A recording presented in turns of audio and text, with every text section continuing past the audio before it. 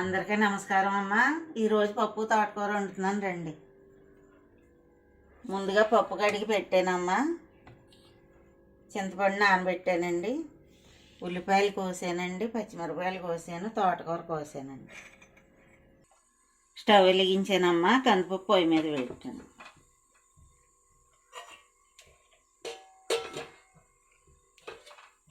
కందిపప్పు అమ్మ మెత్తగా ఉడికే వరకు ఉంచుకోవాలమ్మా.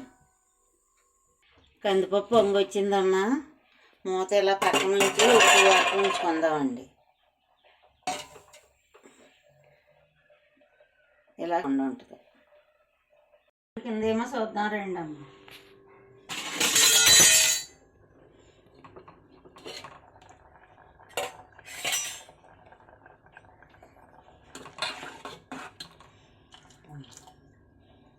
పప్పు ఉడికిందమ్మా.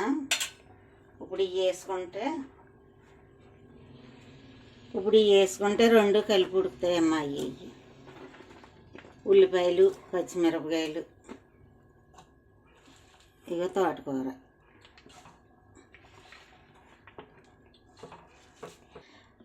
ఈ పప్పు అమ్మ కుక్కర్లో గట్ట వండుతారు కానండి అంత పెద్ద రుచి అనిపించదండి. ఇలా నేను వండినట్టు వండుకోండి, చాలా బాగుంటుంది. చిన్నలో పెద్దలో అందరూ తినొచ్చమ్మా. ఇది పసుపు వేస్తున్నానమ్మా, కారం వేస్తున్నానమ్మా.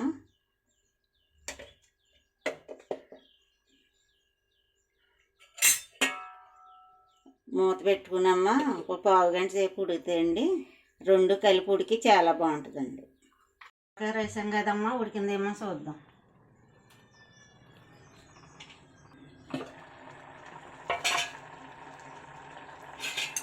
ఉడికిందమ్మా. ఇప్పుడు చింతపండు కొద్దిగా పిసికేసుకుంటే, ఇదిగా అమ్మ చింతపండు ఇలాగా పిసికి వేసుకోవాలి.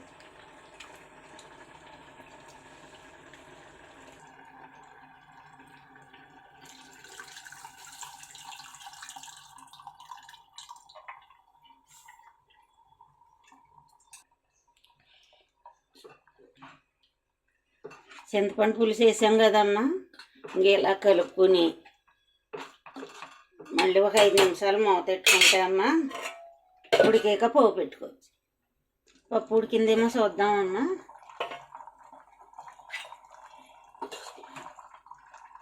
ఉడికిపోయిందమ్మా. ఇప్పుడు ఉప్పు వేసుకోవాలి.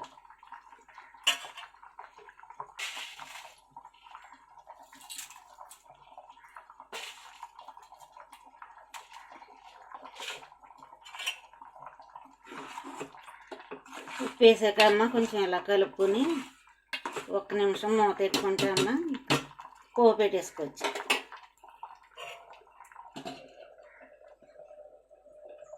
ఇక అమ్మ పోపులు ఎల్లుల్లిపాయలు, ఎండుమిరపకాయలు, జీలకర్ర, కరివేపాకు ఇలాగా ముందుగా తీసి పెట్టుకున్నానమ్మా. ఇంక పోపు పెట్టేసుకోవచ్చు. దింపేస్తున్నానమ్మా.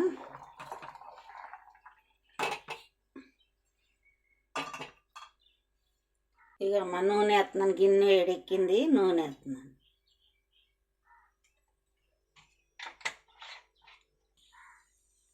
ఎల్లుల్లిపాయలమ్మ,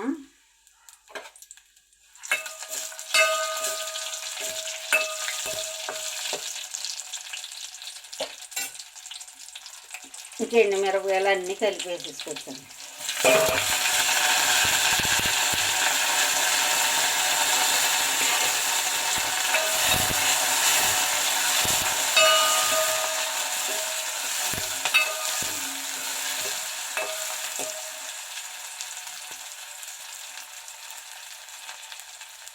వేగిపోయిందమ్మా. ఈ గ్యాస్ కట్టేసి పప్పు వేసేసుకోవడమే అండి.